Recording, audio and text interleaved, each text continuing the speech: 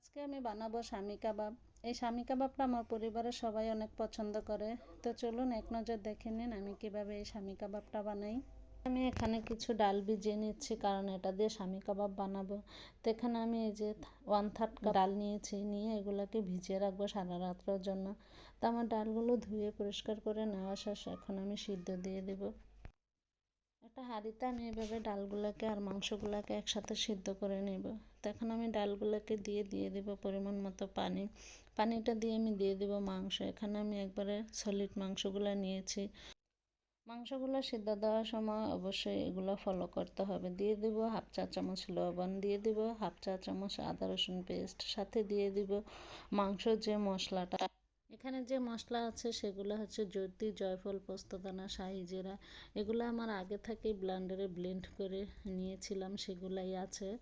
তো এগুলো দিয়ে আমি মাংসটাকে সিদ্ধ করে নিব। এখানে স্বামী কাবাব বানানোর জন্য আমি কিছু মশলা কষিয়ে নিব। আজকে স্বামী কাবাব বানানোর জন্য কোনো কাঁচা মশলা দেব না। তো এখানে আমি নিয়েছি 1 চা চামচ মরিচের গুঁড়া, 1/2 চা চামচ ধনিয়া গুঁড়া, 1 চা চামচ জিরা গুঁড়া, 2 চা চামচ আদা রসুন পেস্ট, 2টা দারচিনি, 2টা এলাচি, 2টা তেজপাতা। এগুলো আমি তেলের ভিতরে দিয়ে তারপরে কষিয়ে নিব।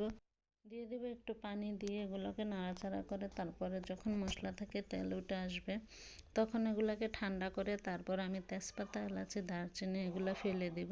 মশলাগুলো ফেলে দিয়ে আমি ডাল আর মাংসগুলোকে ব্লেন্ডারে ব্লেন্ড করে নিব।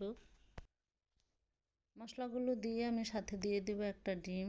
ডিমের কুসুম আর সাদা অংশ দোনোটাই ইউজ করব। মেখে তারপরে স্বামী কাবাবের যে শেপটা আছে ওটা দিয়ে নেব। দিয়ে আমি চুলায় ফ্রাই প্যান বসে এগুলোকে ভেজে নেব।